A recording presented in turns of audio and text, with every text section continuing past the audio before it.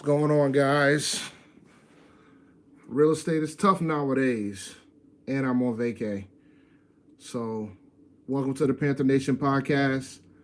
Shaw's not going to be here today, and I'm doing it much earlier than I normally would do it. I apologize for the inconvenience.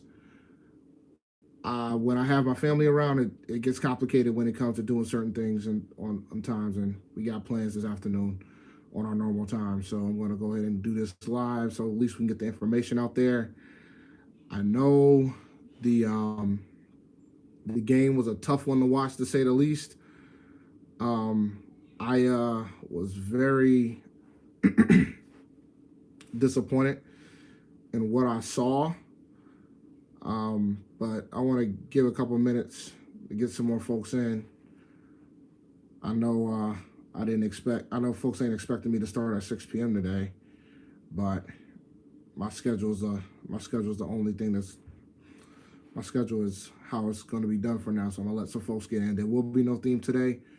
I'm on the road. I'm in Greensboro, North Carolina right now, and then I'll be driving to South Carolina tomorrow.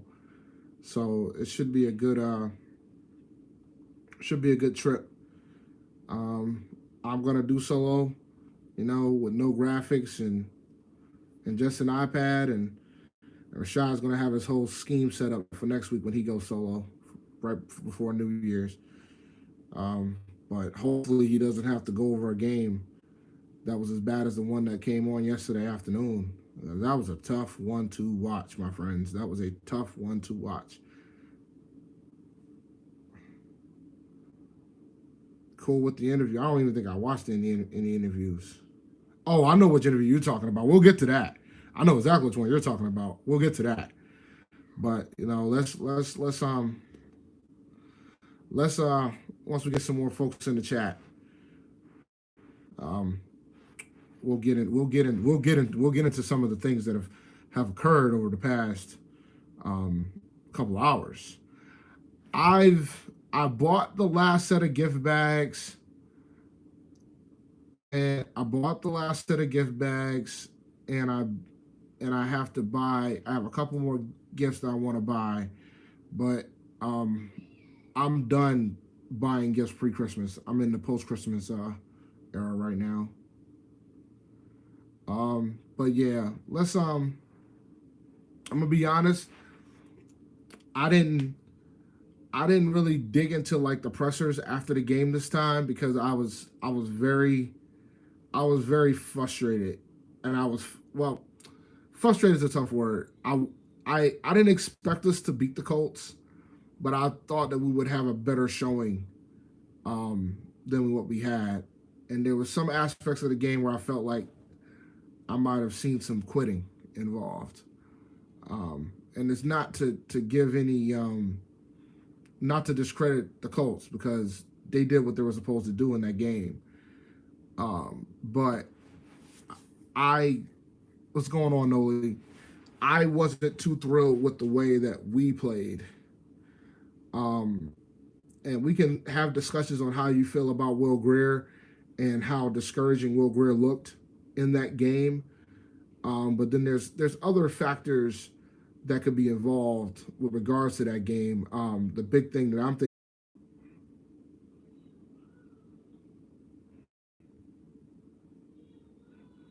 Sorry about that. Should be working now. All right, we're back. Sorry about that. This is what happens when you have somebody else's crib. Sometimes you might lose it. You guys should be able to get back in.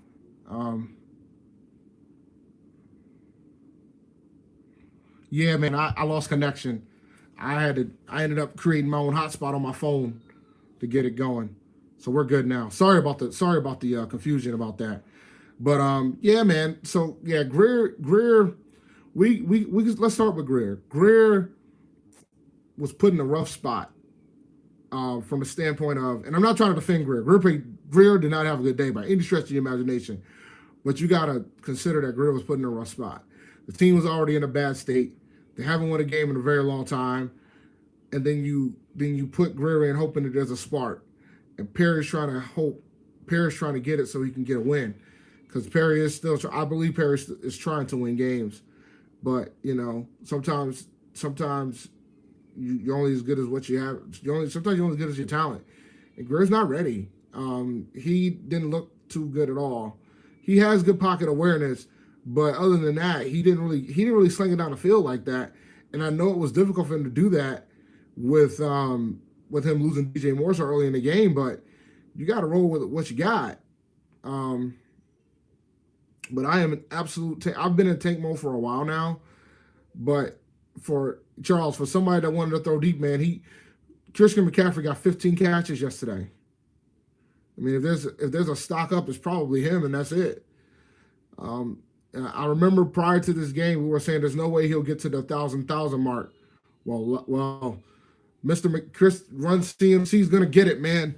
He doesn't have too much more to do to get the 1,000. I think he only has to get like 70 yards receiving or something like that, if I remember correctly. So McCaffrey's on pace to get it. So I could see a scenario week 17 where they're gonna try to get McCaffrey his yards, and then they'll probably shut him down for the season, shut him down for the game. And I wouldn't be too mad about it, but it is what it is at this point.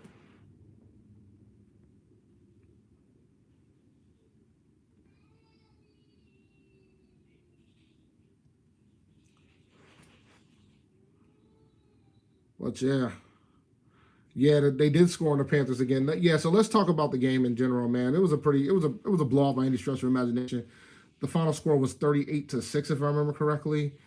We didn't do much well at all. From the standpoint of, I think special teams has been the worst I've seen in a long time. We gave up two punt returns to Nakeem Hines for touchdowns. Might have won you guys some fantasy leagues. It won one for me.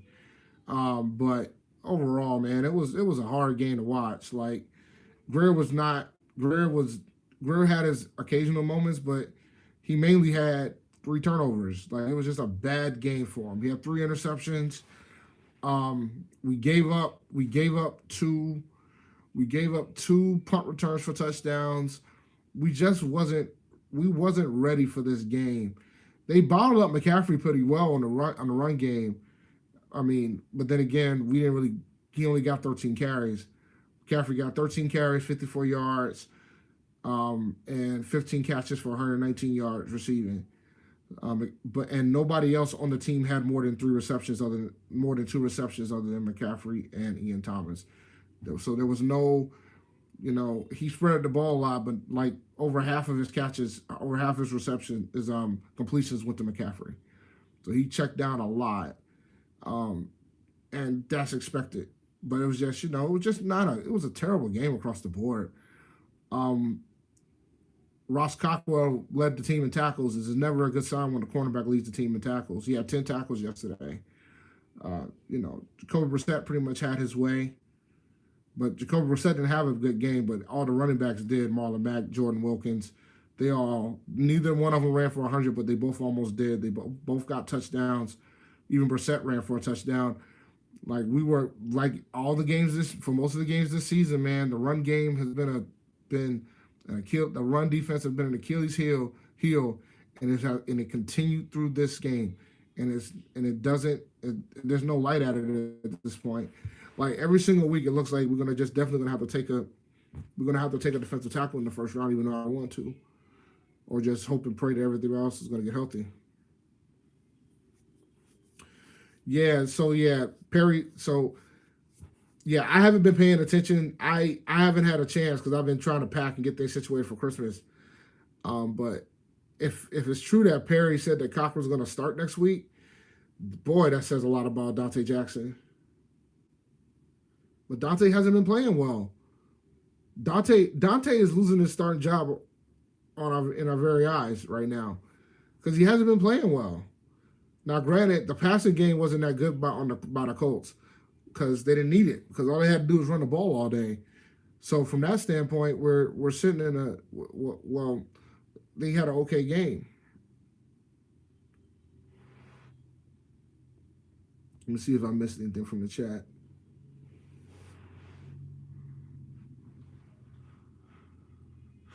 So when we talk, let's talk about the little positives that we have, and the only positive I could think of right now is McCaffrey. And now we're at the point where it's just we know he's incredible. We know he can do both run and be a running back and be a receiver.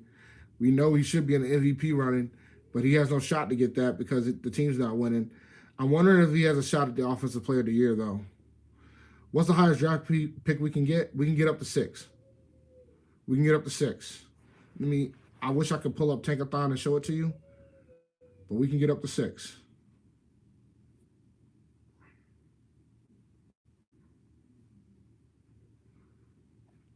We can get up to 6.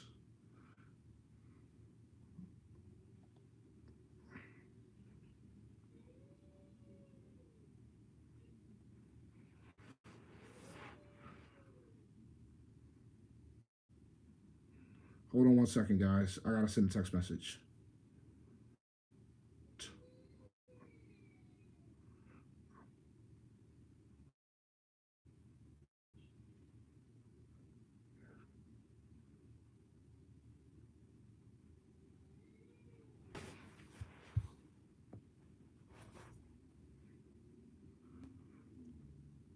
Yeah, we're at 8 right now. 6 is the highest. But to get to 6, we need to lose, and we need Jacksonville and the Chargers to win.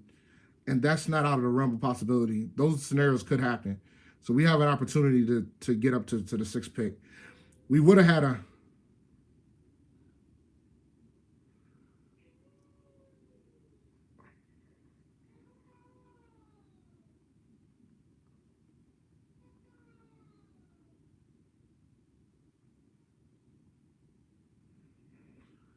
we had a if the Redskins would have won, we would have had a shot to get up to 5. There was a scenario where we could have got them up to 5. Um, if if um if we if they would have won and then win this Sunday, and if we would have tied with them, we would have won the tiebreaker to get another spot.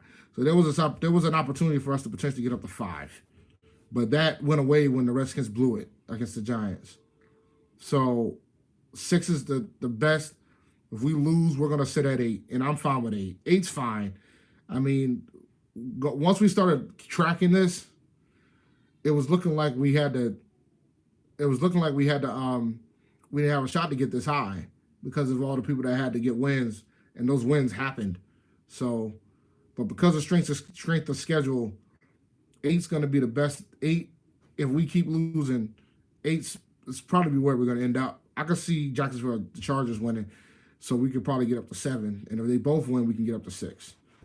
And I'm cool with that. You know, we can get somebody really, really good at that high of a draft pick, or we could trade down for more picks.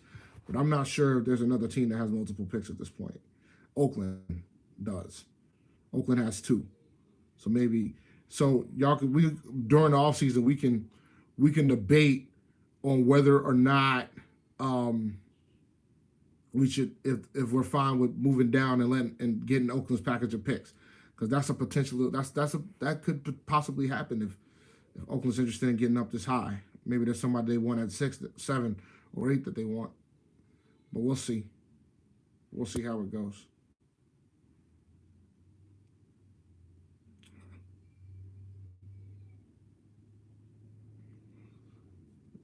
Yeah. Well, the Dolphins don't have multiple picks. It doesn't look like. Oh yeah, they do. They got the 19th pick as well. Because it doesn't look like the Pittsburgh's going to make the playoffs, so they're going to Pittsburgh probably going to be on the outside looking in. Looks like but Jacksonville wouldn't want to do it at that point. Jacksonville's going to end up having a higher pick than us. Dang, they got 3, you said?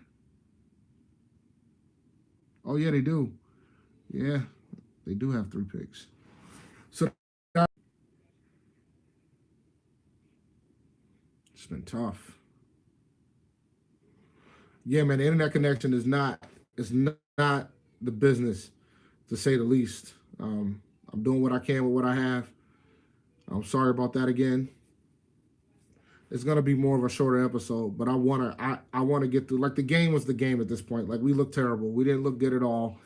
It looks like Perry Fuels lost the team. I hate to say that, but it looks like at a minimum, I think he's lost the young guys, a decent chunk of the young guys, particularly on the defensive side of the ball. Vernon Butler's outburst was very unprofessional. I know he regrets doing everything that he did, but I think he's going to get more penalties than what he got for what he did. Like you cannot do that. And this is somebody that was on the cusp of like not getting resigned. You cannot do that under any circumstances. So you can't do that. But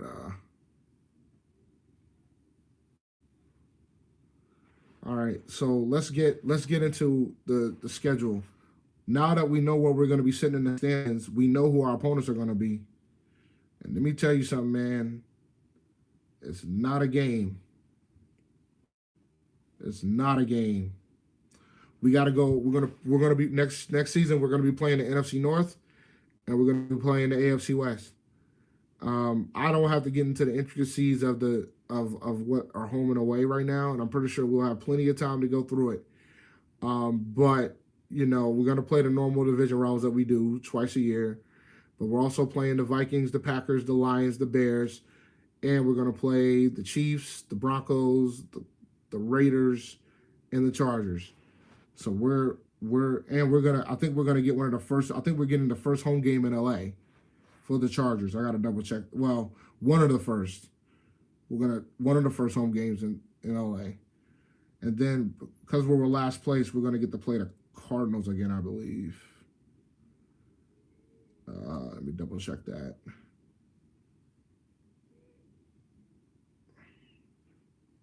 Yep, we got the Cardinals. We got the Cardinals and we got the Redskins. Those are our last place opponents. And the crazy thing is we lost to one of those last place opponents this year. So we got the Cardinals, we got the Redskins.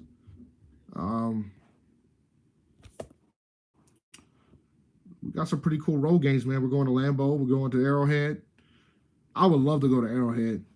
I've been about trying to go to new stadiums. The LA game is intriguing too for the Chargers. That's intriguing for me too.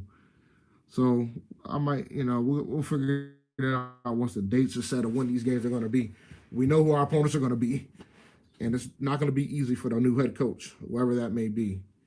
Which brings me to the speculation. Well, it's not speculation. Looks like the Panthers brought in McCarthy for an interview, and I think you guys know how I feel about Mike McCarthy. I'm standing firm on my stance about Mike McCarthy. I really don't want him as the head coach. I understand why he's getting an interview.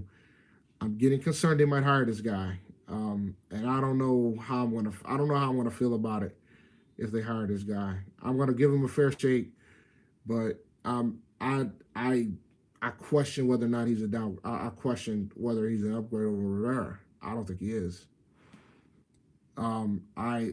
So that's just my opinion on the matter. So I'm not interested. I don't want to see Mike McCarthy as the head coach, but I can understand why he's a candidate. I'm all about due diligence and all, but I'm very concerned that he might hire this guy. And if he hires this guy, I think Panther Nation is coming back. I don't see Mike McCarthy taking this job on if Cam isn't back. That's my opinion on the matter. Like if they offer him the job, I don't see a scenario that Cam is not back in 2020 if they offer McCarthy the job. My opinion. I just don't see it. I don't see it. And then we'll get to see how. And then odds are, if he does take the head coaching job, if he does get the head coaching job, he's also going to probably call the plays. So you got to take those things into account when it comes to what we do with regards to the head coaching vacancy. I hope it's just due diligence, but I'm starting to get worried. And then I'm getting more worried because there's another candidate that was on the radar that might be losing his job very soon after what happened on Sunday, and that's Jason Garrett. He might not have a job after week 17, which means that he'll be available to interview. So I'm hoping that Mr. Tepper is about his due diligence game, and he's going to be patient to try to get some of these other candidates. Now, just for those who don't know, teams can ask to interview coordinators during the bye week. So if the Chiefs get the home field advantage, slot, if they get a bye, then we could potentially interview Eric B. and the defensive coordinator. Chiefs defense has been playing pretty well over the past month. But we'll see. The other thing about Mike McCarthy. I guess he's been doing analysis for like all 32 teams. I I haven't been like I don't know if it's like public anywhere, but supposedly he's been breaking down like all the teams in the NFL, and he's done a very thorough job at it. And I think that's his way to probably buy the time, and a lot of folks are very impressive with him. So we'll see. Yeah, I don't think all the buys are locked up yet. Um, but depending on what happens, I don't know if the Vikings are going to get a buy. I think the Saints are going to get a buy, and whoever wins the NFC West is going to get. Whoever wins the NFC West is going to get a bye. So I don't know if the Vikings are going to get that bye. I don't envision that the Vikings are going to get a bye because I know a lot of you guys are a fan of that Kevin Stefanski guy. I don't know if the Vikings are going to get a bye. The Vikings could be one and done though, so you might not have to wait that long. Like I could see the Vikings being one and done. Whoever's in the NFC East, that opponent could be one and done. Depending on who the Chiefs run into, they could be one and done too. Nobody's really talking about that though. I mean, if the Chiefs run into Buffalo, that could be a very interesting game. Because Buffalo's defense is legit. So we're automatically assuming that the Chiefs got it, but it could be an interesting game to say the least. I'm impressed about how well the Chiefs defense has been playing over the past month, but we'll see how it looks in the postseason. But they have impressed me over the past month. That defense keeps up. The Chiefs can be very dangerous, but I can also see a scenario where the Chiefs are one and done and they're out the playoffs in the first round.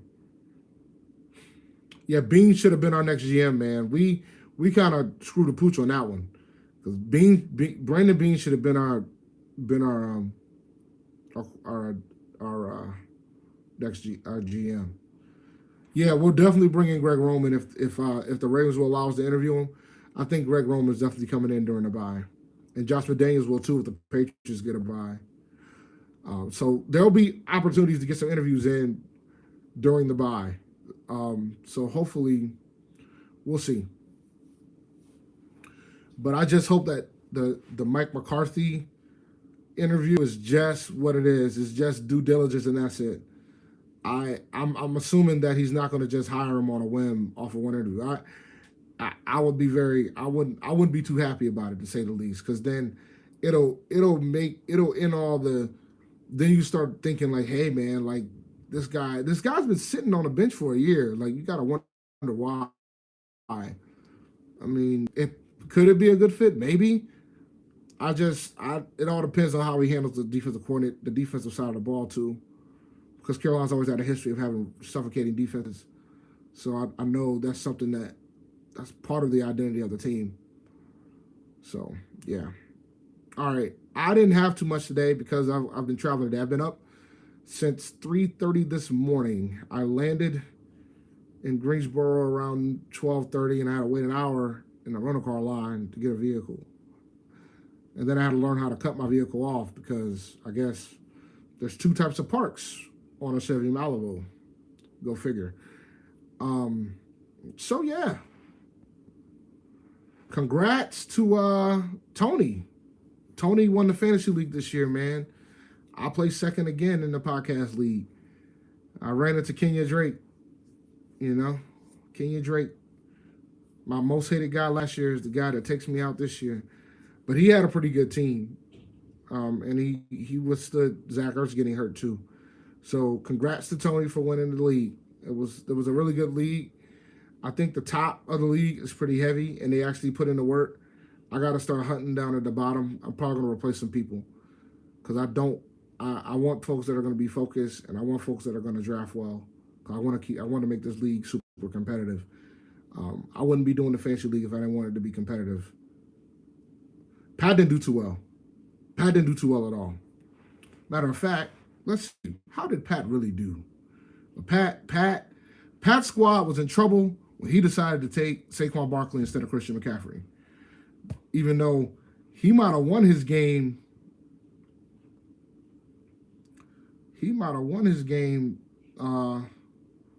this week because McCaffrey did his thing. Not McCaffrey, but Barkley did his thing this week. Barkley won folks championships that they survived. Like, if you draft to Saquon Barkley and you still made the playoffs with that squad, you might have won a championship because Barkley's been lights out during the playoffs. It's just you didn't see that all year. So let's look at this playoff bracket.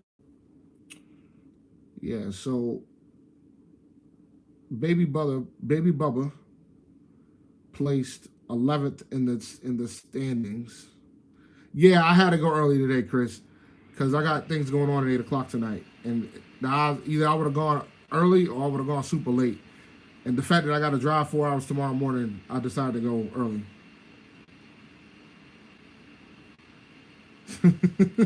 I haven't even listened to the Perry interview, to be honest with you.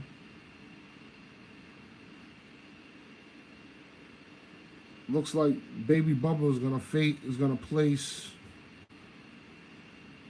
10th. 10th. Looking like 10th place for Baby Bubba.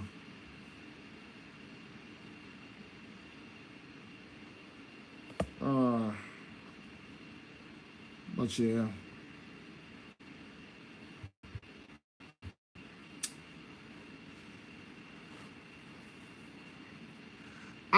You know what, man? I don't know, man, because, like, I don't think McCarthy would tolerate Cam. I think McCarthy will work with Cam because I think McCarthy will know Cam is his best chance to win. Yeah, Eric B's still my top choice, man. I told you, I want to be able to play Rakim on the podcast. And I wanted somebody younger. I want somebody young in there. I like what he's doing with Kansas City. Four finals that I was in. And that was costly. Well, it was costly, but at the same time, it wasn't costly because defenses are random. I mean, like when it comes to fantasy football, defense and kickers are very random. And it's kind of, you can't guess it. Like, who would have get like I was going off the strength of the Indy defense because of the fact they were playing Carolina. I thought they would get some interceptions. I thought they would get some sacks, and they did. 5 sacks, 3 picks against Carolina. The 2 return punts, I didn't see that coming. Like, that was just a bonus. Like, that's 12 extra points I didn't anticipate. I was banking on sacks and interceptions. And that's still a pretty good day. Because in the league that I did have him in, each sack cost was 2 points. And each interception was 2 points. So I got 16 points off that alone. And then the fact that they kept Carolina under 7 points, I got another 7 points. So I was already sitting at 23 points before I even got the 12 points from the touchdowns.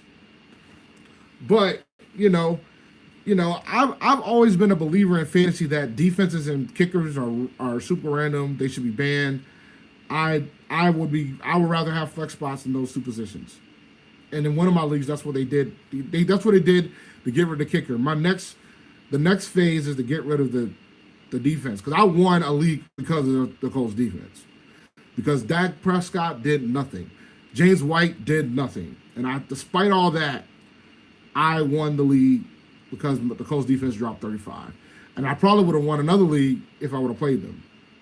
I don't think I might have would have won against in the podcast league, but I doubt it. There was too many other problems. One league, in my high stakes league, I was down. It was a 2-week playoff. I was down 10 points. And then, I played James White. He got me 6 points. And then I played DJ Moore, and he was out of the game after 1 catch for 1 yard. That was demoralizing. And then I had Perriman on the bench. I made the decision not to play him, and he got 17 points. So everybody was like, "Yeah, man, you should have played Perriman." I was like, "That's easy to say after he drops his points." But then DJ Moore, I depended on him. He was the top 4 wide receiver in fantasy. He was like the number 1 wide receiver in fantasy for the last 6 weeks, and he got me 1 point. It is what it is. Yeah, I see you in there, DJ. Because I was willing to take the chance, even with Greer in there, because I knew that he would at least get his targets. But then what made it worse, when DJ got hurt, my opponent had McCaffrey. So then all his targets went to McCaffrey. And at that point, I'm like, all right, I'm done. It's over. And that was all she wrote at that point. And I had to concede. I still had my Holmes and Hill left, but he had Allen Robinson, and Allen Robinson got that garbage catch, and that put me in no way to get in And then he also still had Boone to play tonight. So, it's all right, DJ, man. You had a good year, man. You should have went to the Pro Bowl. I think it's a travesty you didn't get selected for the Pro Bowl. You had a really good year. So you shouldn't be disappointed in anything. You had a great year. Fantasy owners that are hitting you up, screw them all. I mean, it was a rough day for me, but it is what it is. I mean, you got to have a little bit of luck to win a fantasy league too. I was thrilled to be in the championship rounds. Like, to get to the finals is a task in itself. To win a championship, you got to have some level of luck. You got to have things break your way. Because even before championship week started, I said I'm in the finals in 4 leagues, and I could legit see myself losing all 4 of these, and I ended up winning just 1 out of the 4. I got a shot to win 1 tonight, but I won't be watching it because I'll be out, and I'll be out with some of my buddies. But I have a shot to win tonight because I need Kirk Cousins to get me 25 points, which is asking a lot. In this league, that's 325 yards and 3 touchdowns. That's asking for way too much, but you never know. I don't see it happening, but I've seen crazier things happen, like Indianapolis Colts defense gets 35 points. So you never know. Fantasy can be random like that. Sometimes it requires a little more luck than skill. But one thing I noticed, man, that, I guess, I'm going about NFL at this point because, our season is pretty much over. But they finally officially announced that A.J. Green is going to be placed on IR.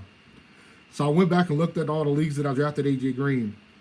In the 2 leagues that I drafted A.J. Green, I made the finals in both of them.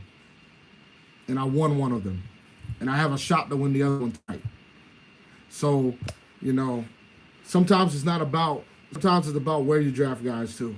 Value is important. But there were a lot of there were a lot of Kenyon Drake and Christian McCaffreys, man. There was a lot of those. And there was a lot of Kenyon Drakes, and there was a lot of Christian McCaffrey and Dalvin Cooks too. So there was a lot of folks that took McCaffrey and was able to come back around and get Cook. And there was a lot of those guys in the finals, man. Like, I had a lot of struggles. I was sweating a lot. Like the one that I did end up winning, I had Boone tonight, but I made a decision to sit him. So we'll see what happens. And to make matters worse for my little Monday night miracle that I need, Kirk Cousins is 0-8 on Monday Night Football. So let's see. Let me see if I can catch up on the chat.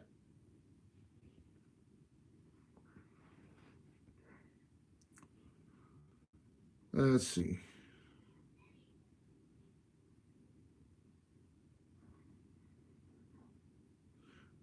Look, man, I'm an advocate. If we could get Wade Phillips, I'm an advocate of that. We get him in here as a DC, I'm an advocate of that. You won't get any doubts from me from that aspect of it.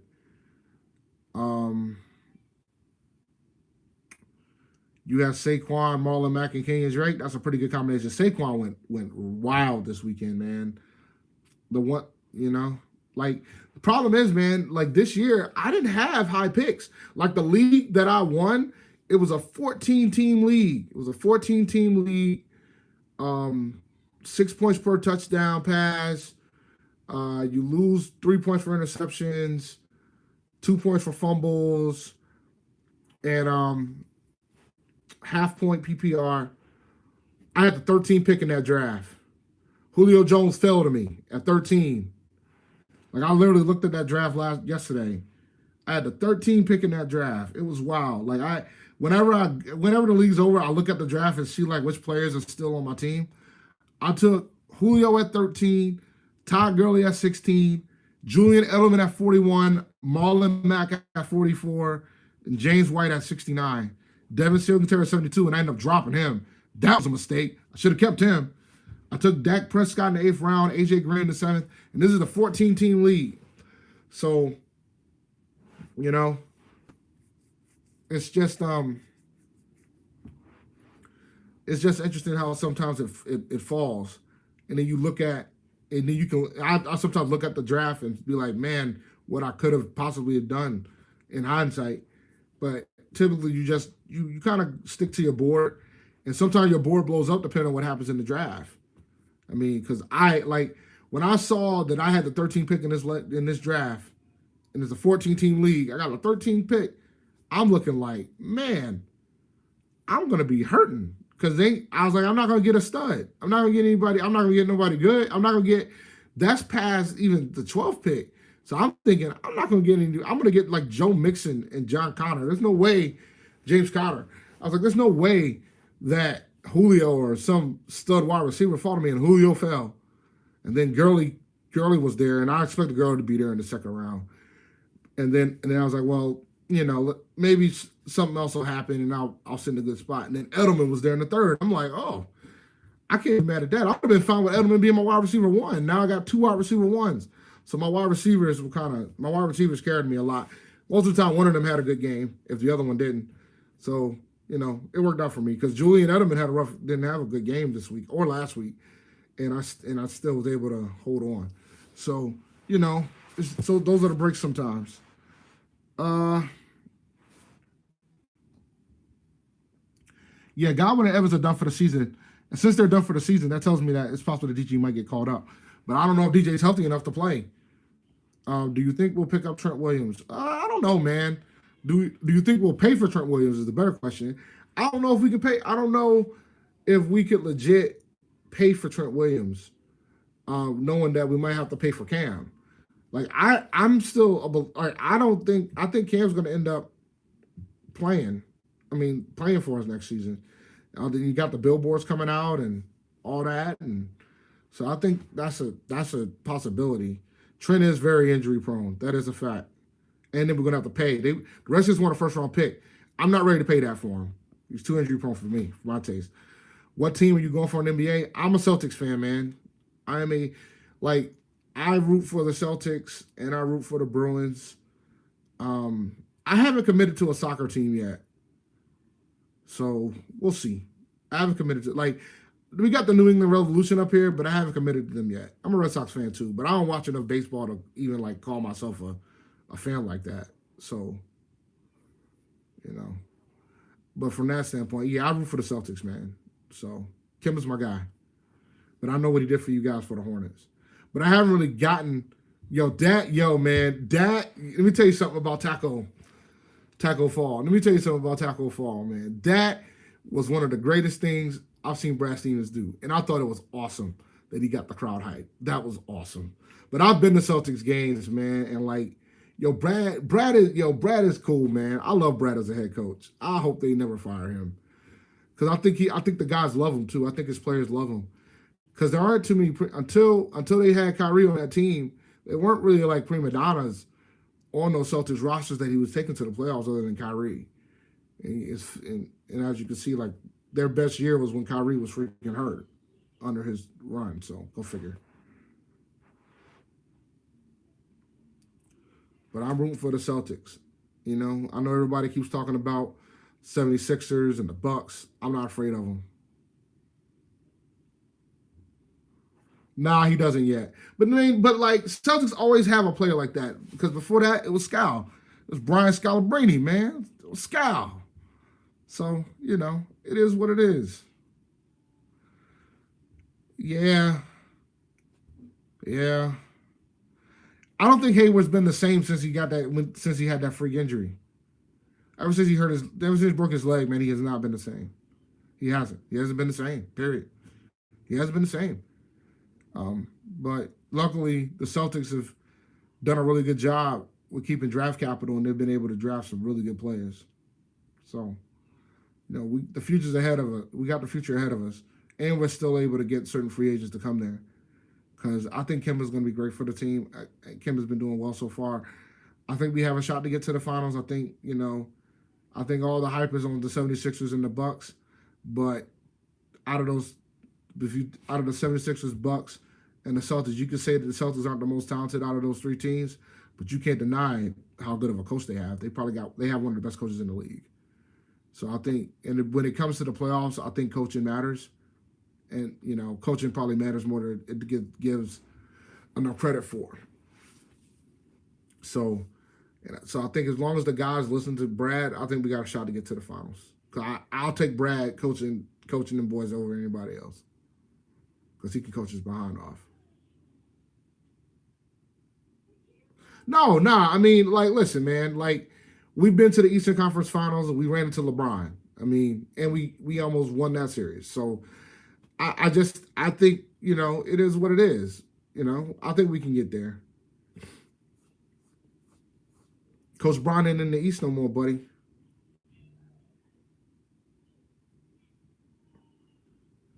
All right. So next week, I'm ready to close out. I'm ready to shut down because I don't know if I want to talk too much about. I'm gonna be honest with y'all, man. I was rooting for Perry to do something with this opportunity. I'm going back to the Panthers real quick. I really wanted Perry to do something with this opportunity, but after the first game, there ain't too much to talk about. After the first game, as him taking over as interim head coach, that told me all I need to see. That made me feel whether or not he's really want to try to get. But Perry was never the answer. But I thought that Perry would have had the guys more prepared. I thought that he would have kept the guys more competitive. He hasn't been. He hasn't been. That's just my opinion. I think Perry had a really unique opportunity to show that he could be a head coach in this league, and he's going to pretty much go 0-4 during this run. It is a personnel issue, man, but I think when they let Ron go, I think a portion of the team was let go at the same time, right? So I don't think the players are playing as hard for Perry as they did for Ron. Yeah, McCaffrey's going to get it. McCaffrey's going to get it, man. He's going to be the third player to do it. I'm going to be happy for him. I like Perry Fuel too, man. I just think he could have. I think that Ron had more. I think Ron had more leverage on that team that a lot of folks within that front office is giving him credit for, and I think they're seeing that now. I don't doubt that it was a tough decision for Tepper to fire Ron, but I don't think he thought the Panthers would look this bad after firing Ron. Ron was a different cat, man. And I know folks feel like he's not like a great coach. He's not as good as a coach as I'm giving him credit for. But I tell you what, wherever he ends up going, and he's going to have a lot of options. That team's going to be a different squad than what it was before. Oh yeah, we need to talk about Vernon. Oh God, man. I said it earlier in the episode. Vernon was super unprofessional. It legit could be a scenario that might be the last time we see him in a Panthers uniform, because they could suspend. That could warrant a suspension. That could warrant another suspension. We can blame the scheme switch, but at the same time, I think we've got a lot of injuries too. I don't think they're going to cut him. I just don't think they're going to sign him. He's a free agent after this year, right? I think they're going to let him walk. But I think they were going to let him walk anyway. But I know they're going to let him walk now. We can get the best DT in the draft at number 8. Even though I know I'd rather them go left tackle, but yeah. You never know, man. If he would have played freaking well this year, and he had his moments, but you can't be out here punching the tight end, man. And some people are saying, something might have been said to him that caused him to flip off the fan, which is possible. There's no question that's a possibility in an NFL stadium, that somebody, that might have had a couple of drinks and forgot about their racism, might have said something to him. It's very plausible. It's very possible that it could have happened, but you still can't do that. You still can't do that. And I'm trying to figure out what Jack Doyle did. I think he was trying to hit the guy that really got him, and he hit Jack Doyle out of frustration. But that's still unsacked. Oh yeah. So we'll get the comp draft pick. So yeah, we're not cutting him. Nah, I'm not blaming CT on that. He ain't got hit that much.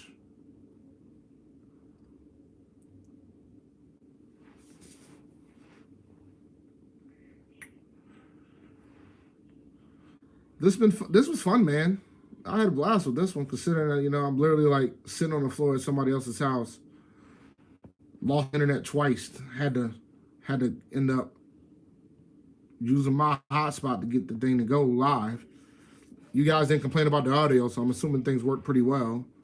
I appreciate you guys coming. I apologize for the show being early, but I didn't want to cancel. I want to do something for you guys. So, that's not my style. I didn't want to cancel on you guys.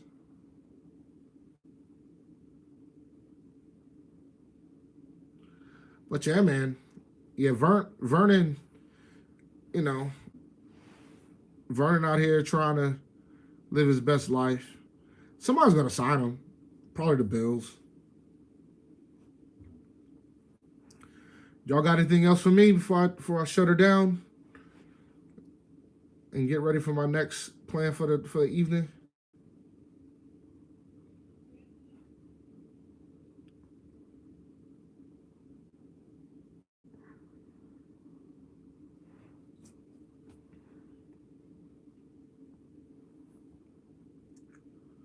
All right. You know what I say, man. Silence is concurrence. I hope you guys finish your Christmas shopping. I hope you guys have a Merry Christmas and a Happy New Year. Rashad will be handling the episode next week because I will be flying home from flying back to Providence on Monday while the show is going to be going on. You guys have a Merry Christmas. For those that are in the chat and group me chat, I'll see y'all in the chat. Keep pounding. 1 week left. And look at it this way, guys. We could be Dallas. All right. I'll see you guys. I'll see you guys in the new year. And I'll see you guys and Rashad will be here next week. All right? And we gotta have a lot of things to talk about in the offseason. And we'll talk some NFL playoffs too. All right? Always remember, guys, keep pounding. Just because they have a better record doesn't mean they're not in the level of agony, man. That fan base has been sent through agony for a very long time. They have a coach that should have been gone years ago. When we were in the Super Bowl, they wanted to fire their coach. Just remember that. And that coach is still there. On that note, I'll see you guys in the new year.